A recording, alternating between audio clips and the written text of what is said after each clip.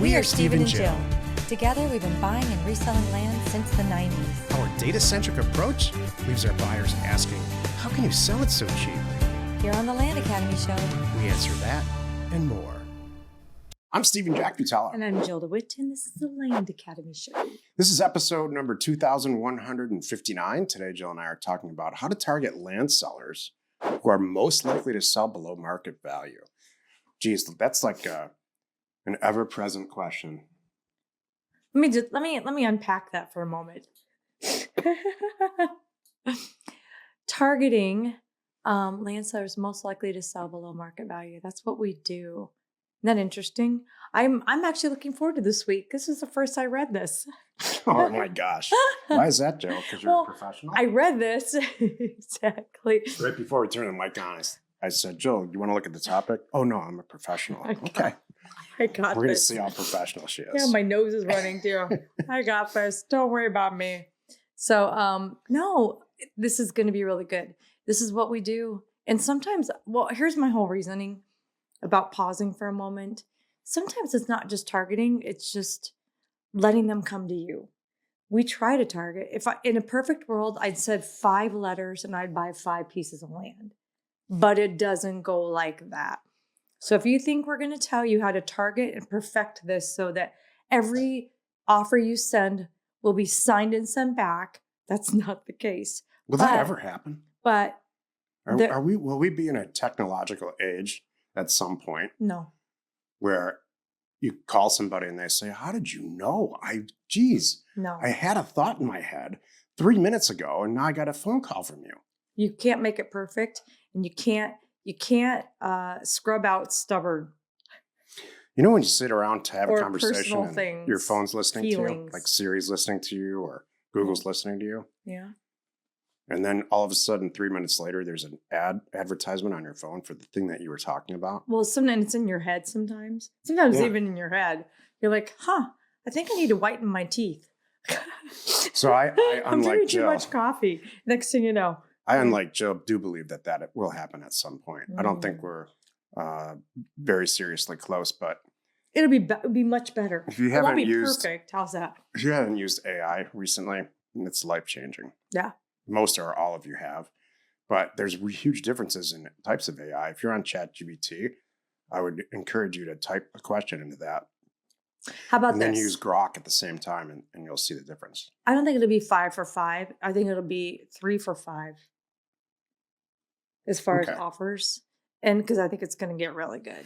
I believe that. It's also going to become a point where there will be a point where. And if we have access to that information, the chances are, there's going to be a cresting wave, opportunity gap, a time frame. Mm-hmm. But at some point, there's going to be the market is very inefficient for real estate, and the National Association of Realtors has made sure of that, so that people get 6% or 3% whenever they represent somebody in the sale of their property. Mm-hmm. That's going to stop. We don't mind if I use one of these for a Kleenex or just use a little corner. Let me start by telling a little bit of you know what? Let's, I'll do it when we're ready to do the topic. Okay. Because I have a real good story about this. Cool. Each week, Jill and I have a single topic that we discuss. Today is Jack and Jill's Common Sense Week. On Monday, like I said, we're talking about targeting land sellers who really want to sell. And they want to sell so bad that it's below market value. On Tuesday, we're going to talk about 2025 in the second quarter.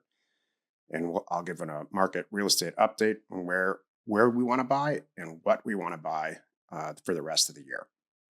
On Wednesday, Jill and I talk about the number one mistake investors make when handling seller calls.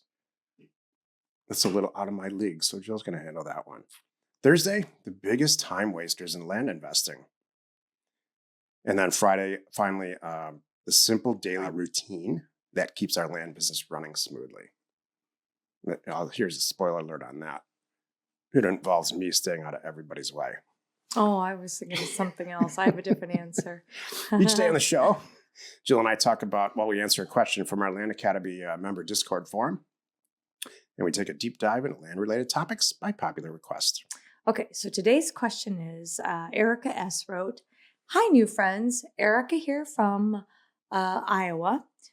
Southwest Iowa. My husband and I are entrepreneurs and own 2 businesses. My husband is in the commodity ag world, Wow.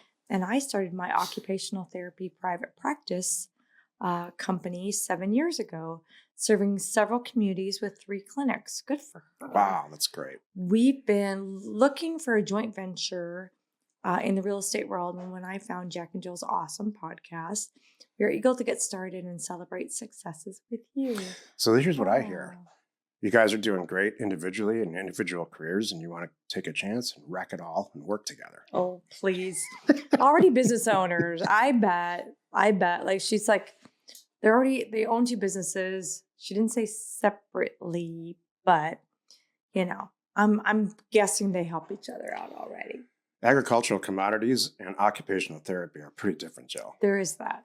That's true. Maybe one of them can do the books for both of them. I don't know. But like our businesses. But either way, good for them. My glass is half full on this, and Jill's is, half empty, and Jill's is half full. What's different from everything? All right, here's the topic. How to target land sellers who are most likely to sell below market value. This has been a question that's come up in my entire career. So for the last 30 years, when somebody asks me what I do for a living, and the old way was for me to explain it. Well, we buy a piece of land, and then we resell it for more. And then anybody who cares about this at all, which is less than half the people who ask the question, they look off into the distance for a second, and they look and they think and they say, well, how does that work? With this half disgusted kind of tone. Because what they're really thinking is, if I go onto the MLS, on Zillow or anything, I'm going to see all these pieces of property that are for sale. And then I'm like the stock market. I'm going to pick one that I think is undervalued.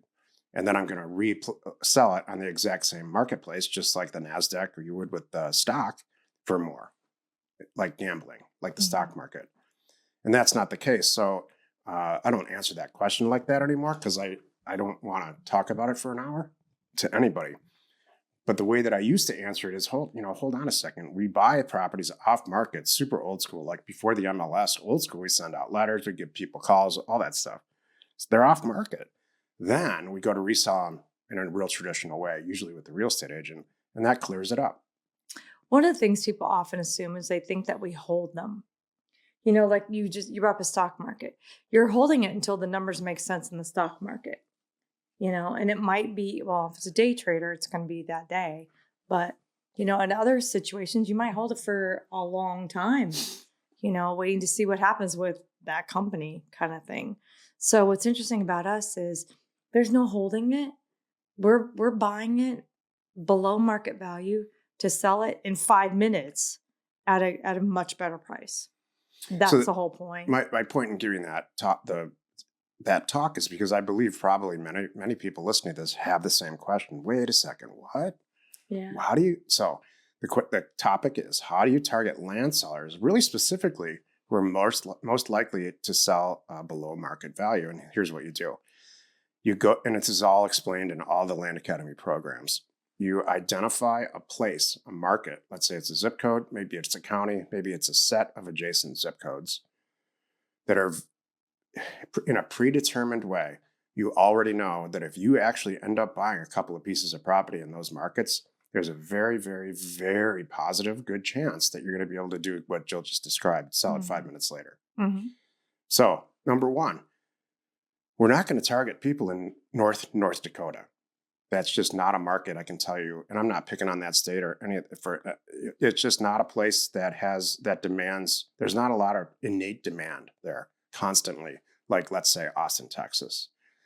And so we know that through data. So number one, it's not just about trying to find a person or a situation that wants to sell their property. It's about identifying a market where this all works for us. Starts there. Number two, great. So now this outskirts of Austin, Texas work. North Dakota in the rural area portion close to Canada doesn't work. Great. We know that's half the battle. We know where if we actually now do find something, it's going to work. Now we need a data set, a database, an inclusive database of all the property owners in these identified markets. And so that we can stare at the data set for a second, take a couple of steps back, and choose the ones, or make an educated guess about the ones who have a profile that are ready to sell their property below market value.